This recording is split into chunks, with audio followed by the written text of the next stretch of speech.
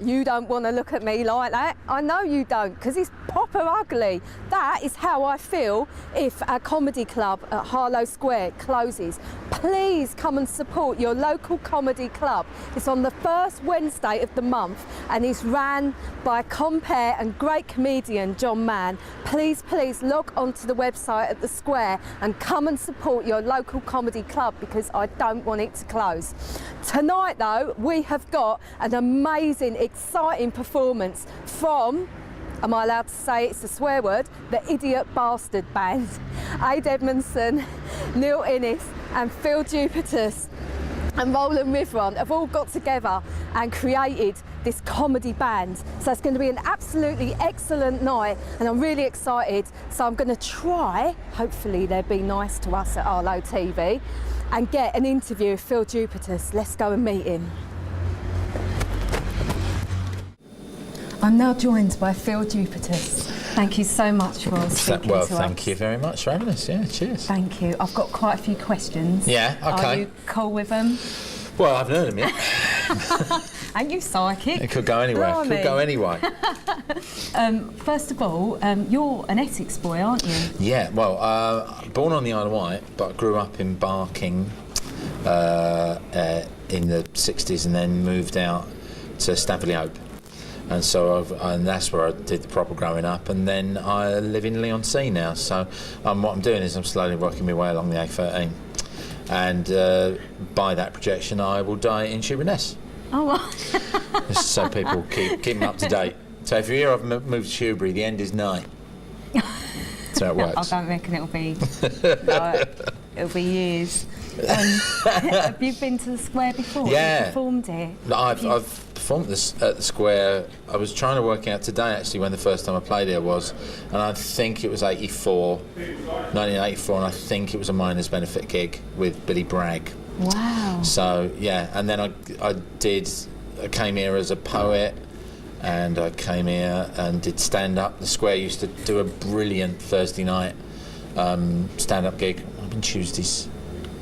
Swim's not here to tell me, but I used to come here loads, and I'd come here and try out stuff before tours and things like that, and it was always a really good regular crowd, and it's odd, it was the closest it came to like gigging in front of your mates rather than a completely kind of, you know, just unfamiliar audience. So was it quite a good starting point then? Had you never done stand-up before? You kind of started... I think, yeah, I mean, I certainly, this is one of the venues where, because I started doing poetry, and then when I decided to junk the poetry and do the stand-up, it was here. This would have been one of the first places I played, yeah, because I was here so regularly, so yeah. Can I ask, in the band, who's the idiot and who's the bastard? Well, I've got a birth certificate to prove I'm a bastard. Oh. So yeah, I'd go with I'm. Is that true? Yeah. Is it? Yeah. Is that... 60s love baby. Oh no, that's good. You got the energy in you. So I don't know what that means, but thank you for saying it. No, there's no idiots. That's just the name of the group. It sits rather well. It does. But we have moments. We're men of an age, and so we've always got that. We've got that sense we could be idiots. I mean, I've got a dad. He's an idiot, not all the time, but you know. I think it's because we're all dads in the band as well. Yeah. Maybe that's something to do with it as well. That's why the idiot title sits quite well. Do you turn into an idiot when you become a dad, do you reckon? Because you go a bit mental when you become a mum. It's just the way that they see you, your kids. Yeah. Everything your dad does is stupid, isn't it? Yeah, and funny. But actually, we are brighter than you, and just because we can't operate the computer doesn't mean we don't know stuff. So shut up. How did you form, not in the universe or the room, the band? Did you all know each other before? Yeah, well, Neil, it's weird. It's Neil I've been a fan of for years, and Ade had been a fan of, well, you know, Neil was in the Bonzos, and so he's just a sort of legend of the music business, really. And a few years ago, the Bonzo Dog Doodah band, who Neil was part of, reformed to do a one-off gig at the Astoria, an anniversary show, and I was invited to come and do some singing with them, and so was Ade. And then they did a tour that me and Ade did, and me and Ade enjoyed hanging out, and Neil was always fun to hang out with. And then Aid came up with this idea of forming a band to do comedy songs, and that's how it sort of came about, really. And sort of Aid knew Rowley as well, and so yeah, that was the start of it. Yeah. So who writes the songs? Because with your poetry and Neil's backgrounds and all of you, do you all write them? Neil performs all his own songs. Yeah. Aid writes a lot because he's spent the last 3-4 years in the Bad Shepherds, his folk punk band. Yeah. And they were like nominated for the Radio 2 Folk Awards for the best live act. So they were no slouches, and they're a brilliant band. But I think there's something about this is just a bit more fun because we do comedy songs, and so we perform material by bands like, you know, they might be Giants or Flight of the Conchords, you know, older people like Jake Thackeray, and sort of weird little novelty singles and things. But I write songs as well. I got a song about going on tour with Madness. Oh yeah, I saw that. That didn't go well. No, it's good though, but... And I've written another song that we're doing for the first time tonight in Arlo, which is... it's about Coldplay songs. Oh, cool. And so it's a Coldplay song. I've written a Coldplay song. Cool. So Chris, you could take a night off. Coldplay? Is it nice? What? Is it nice to Coldplay? Everyone was horrible to him for a little while, weren't they? It doesn't. No, it's a Coldplay song. It's a Coldplay song. So you know. Cool. How can it be nasty at them? It's a Coldplay song. The opening lines are, "I am a Coldplay song. I am earnest and about 5 minutes too long." Is it about the importance of being earnest? I see what you did there, impotence but no. That'd be a better play, surely, the impotence of earnest. I was going to ask you, I did listen to some of your songs, right? Yeah. Are all women really bad? Because that's one of your songs, isn't it? No, but that's just... Mother Teresa was nice. What? She was nice, wasn't she? She's a tea-towel thief. No, the Arabs. I just offended Arabs. You just did not think that through at all, dear Lord. No, of course all women aren't bad. That's why we sing it. To wind us up. Well, so we all go, you know women always love cheeky boys. Yeah, they do. We do it for the attention. Oh, bless you. And also, it does have that. We sing this whole song it was a really odd sort of novelty rock and roll song from the 1950s that was just, and it was part of a soundtrack of a film, and the film was about, you know, evil women, and so the song was part of that. But yeah, we kind of did it as a kind of funk number, sort of, cool. Which is weird because we're old white middle class men, so funk doesn't come naturally to us. So yeah, it's fun everyone, to play. I reckon. Fun to play. It's got to be in everyone. Right.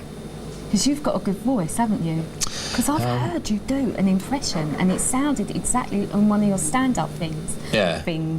I sound like really personal. No, it was Eddie Izzard, and it was just so spot on. I think I naturally sound a bit like him anyway, and so that sort of you're halfway there with it. But the thing with Eddie was never. It's because he does. There's a lot of.